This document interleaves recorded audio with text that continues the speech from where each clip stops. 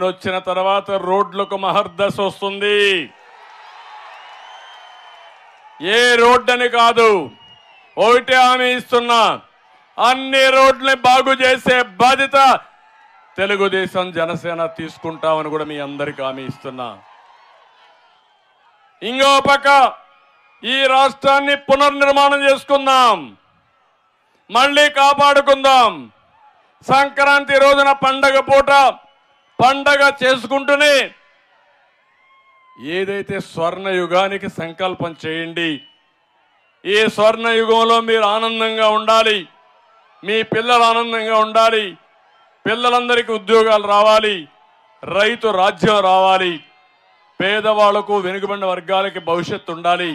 ఇవన్నీ మీరు సంకల్పం చేయండి. మీ సంకల్పాన్ని జయప్రదం చేసే బాధ్యత తెలుగుదేశం జనసేన తీసుకుంటామని మరొక్కసారి హామీ ఇస్తున్నా.